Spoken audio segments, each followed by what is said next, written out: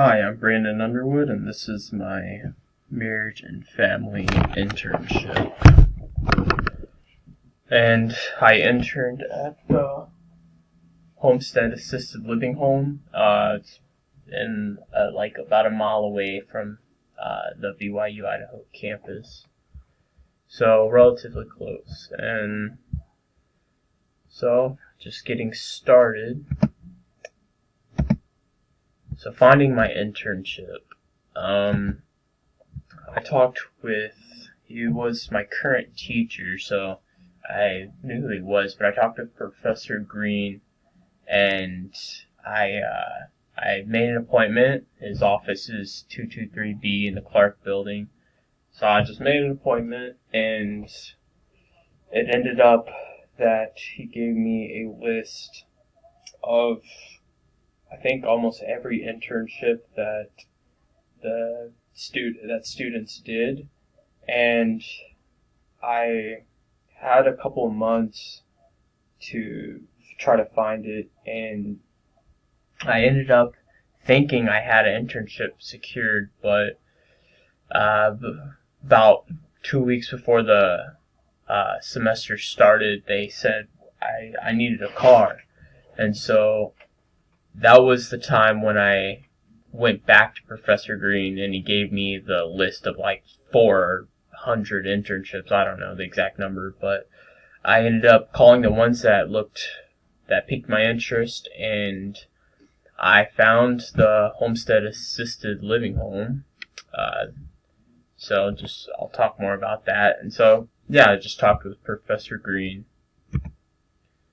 And I called them as early as possible, but sometimes things don't work out as planned, and so it ended up being a week or two ahead where I secured the internship that I did. And so I called the Homestead Assisted Living, and it ended up they said, come in, and so when I went in, I was a little nervous, and they said, hey, this isn't an interview, we're just telling you how we could use your skills. It was based on volunteering, not pay, and so they said, just let us know what you need in your internship, and we would love to work with you and have you help out here. And so from then, I scheduled it with the school, and it got approved, and I had it set up. So some of the responsibilities that I had there, I had to shadow and assist the supervisor. So whenever I was there, I was kind of following him around, and whatever he did, I try to be of assistance. They have 3 meals. From 9 is breakfast, 1 is lunch, and around 6 is dinner. And I would be there for the first 2 meals, and so about 30 minutes before, I would just help set up drinks and get the plates of food out to everyone. And I also helped with mobility of the residents.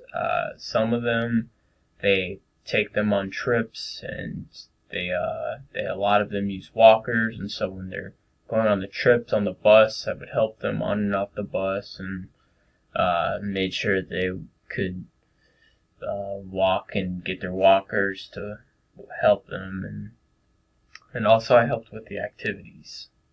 So there is a couple activities each day. Sometimes they're consistent ones, and sometimes they're kind of they're new.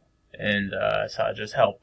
The constant activities is more of like exercises and bingo, and then some different newer ones was like sometimes he would take the residents out on like a small hunting trip, or to shoot BB guns, or maybe there was like a cooking session that he created, or just helping out with the activities. And sometimes I would help create the activities, because they would have a calendar, and so I did only about one or two. It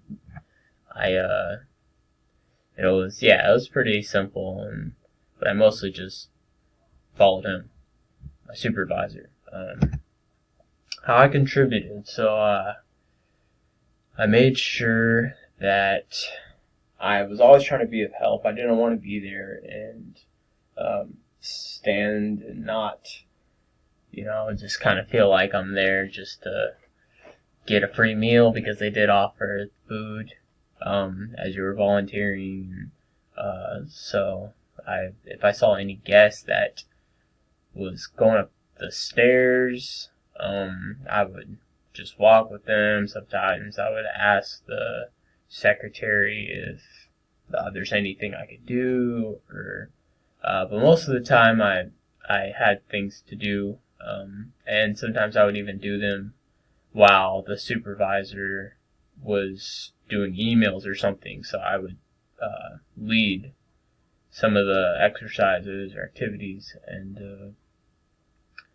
and I also just made personal ties with the residents. I tried to, they weren't like assets or things that I was getting hours for, but they're people, and I wanted to be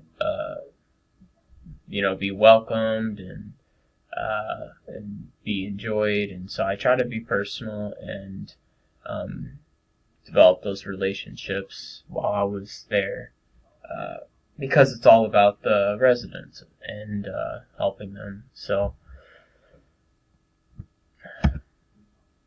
how I benefited personally.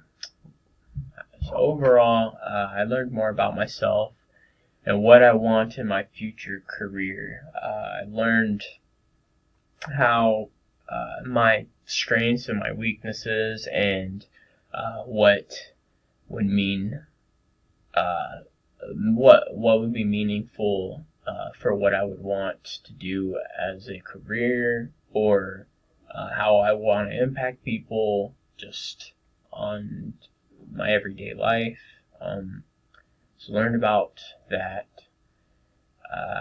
I learned a lot about, in developmental psychology, they talk about the end of life years, and I learned a lot about how those years, how people communicate and what they still enjoy, and what they value, and how those years are. I learned a lot about that, and it was I was able to relate that to some of my classwork in that class, and I also learned about my major. I learned I was able to just see things that I heard in textbooks and classes, and just kind of say, oh, okay, this is and just see it in the real life sense, physically, and so learned more about my major, and so connections I made. So the connections I made with my coursework at BYU Idaho, and there I learned about what's called the ecological model. It's talked about in one of the 400 classes of marriage and family. 400 or 430, and it's the models. It's basically there's 4 different systems, and one of the systems, the meso system, it relates to family and friends and neighbors and school, and so I learned more about like how it's kind of a society like there, and when you impact somebody, that impacts another person, and overall how it's all kind of connected together.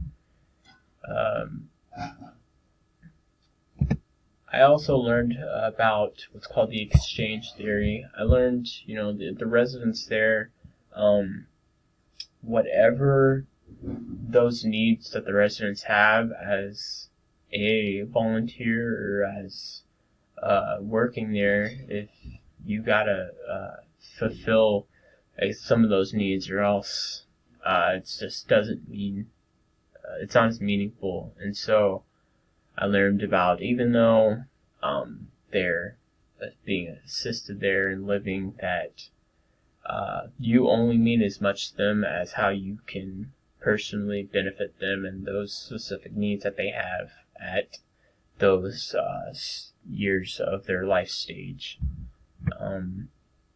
And I try to focus on that as I was helping out. So just for future students, I would recommend this internship too. There was a couple other interns, and so if you're a marriage and family major, or if you're, I think the other one was health management, or health something, and then another one was like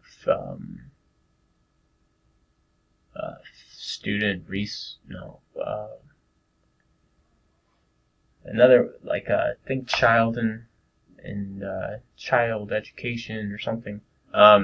So those kind of students. And if you want flexible hours and you're willing to just volunteer, they were very flexible, and it wasn't a stressful job, and you didn't have to sit at a desk. You were always kind of moving around. So if you're interested, you just contact the assisted living home. It's called Homestead Assisted Living in Rexburg, Idaho, and you will ask for the activities supervisor called Blake, and just ask about it. Yeah, that's my presentation. Thank you.